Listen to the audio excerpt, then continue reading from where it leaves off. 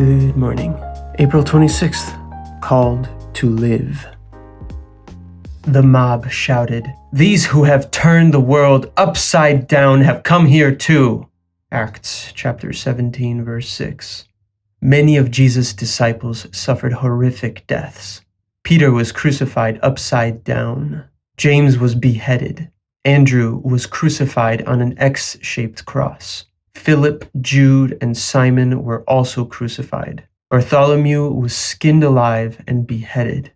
Matthew was stabbed to death. Thomas was speared to death. James was stoned, crucified, and beaten to death. Matthias, the replacement for Judas Iscariot, was stoned and beheaded. Jesus warned his original disciples before he was killed, "If they persecute me, they will also persecute you." John chapter 15, verse 20. And when their faith was finally tested, when Jesus was arrested in the Garden of Gethsemane, they all forsook him and fled. Mark chapter 14, verse 50. What happened to turn a group of cowards into a corps of courageous couriers of the gospel who turned the world upside down and were willing to die for their beliefs? One thing: they witnessed the resurrection. This event had a transforming effect on the disciples, transforming them into apostles, sent ones. When they saw the risen Christ, 1 Corinthians chapter 15, verses 3 through 8, they were no longer afraid. You may not be called to die for Christ, but you are called to live for him. The Christian church has the resurrection written all over it. E.G. Robinson.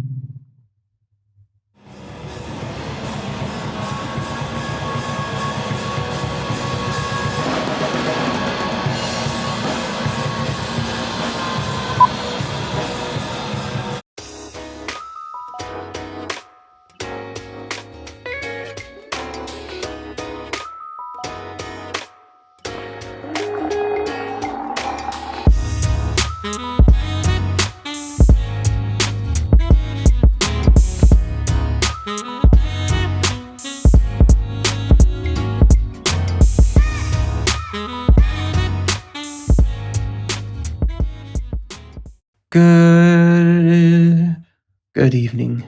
Prayer for forgiveness. Father, forgive them, for they do not know what they are doing. Luke chapter 23, verse 34. In the moment of deepest sorrow, Christ utters a prayer not for revenge, but one of compassion and redemption. In the midst of such great suffering, he knew that he had a loving Father. That was his anchor of peace in the midst of the storm. He is our Father too, and in our deepest sorrow we too can pray to him. He understands because his Son's sorrow was also his sorrow. It is also a prayer of compassion and understanding. They do not know what they are doing. Jesus prays for others, not for himself. He pardons rather than condemns them. He does not want to destroy. He wants to redeem.